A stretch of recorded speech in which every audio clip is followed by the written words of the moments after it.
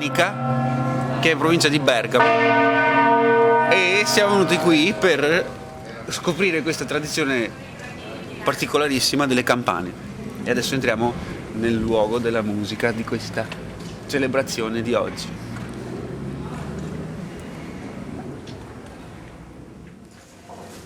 Pronti? Prima. Pronto?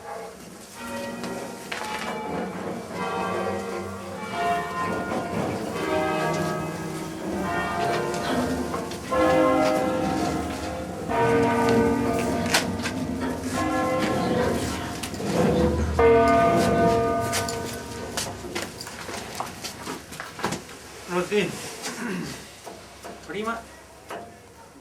Pronto? Allora, noi siamo campanari della Federazione Campanari Bergamaschi con sede a Nembro e esercitiamo la passione per le campane in tutta la Bergamasca e non solo. E loro sono Gregorio e Taddeo, due fratelli, 9 anni e 13 anni, che hanno la passione per le campane.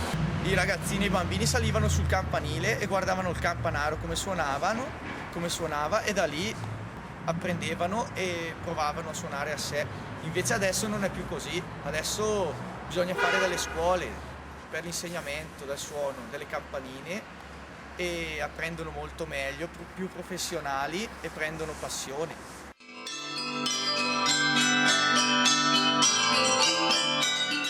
La particolarità delle campane è proprio che sono uno strumento a cavallo tra il sacro e il profano. Questo perché durante le feste, soprattutto per i brani a tastiera, che qui chiamiamo a martello, in altre zone della Bergamasca d'allegrezza, sono tutti brani di ballo sostanzialmente, polche, mazurche, valzer, e quelle più antiche sono le monferrine e le scottish, cioè quelle prima dell'avvento dei grandi balli di coppia.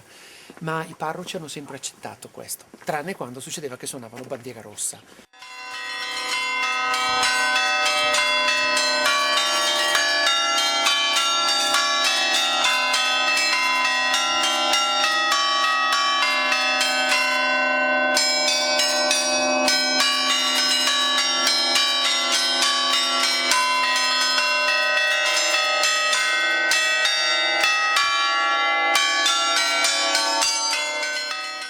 Con le campanile il campanaro si esercitava per fare la suonata che poi faceva sul campanile nel giorno di festa, e lo stesso strumento veniva poi portato in osteria. Certo. L'altra cosa interessante, molti preti sapevano suonare le campane d'allegrezza.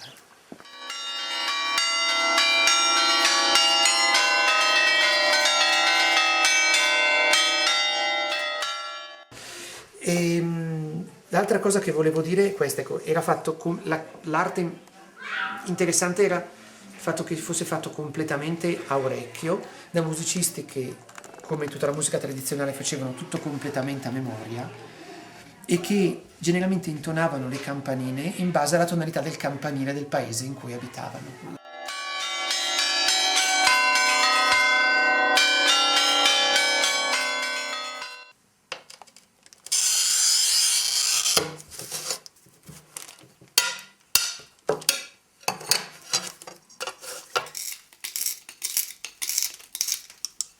Che man mano che lo rompi cresce.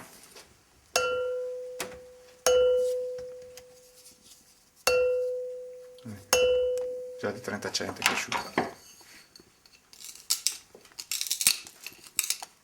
Il mio grosso merito insieme agli altri deve aver fatto capire ai campanari: guardate che voi avete un patrimonio. Infatti adesso sono molto orgogliosi di quello. Fino ad allora non era mai comparso un articolo sui giornali locali che parlava della musica delle campane come cultura nostra.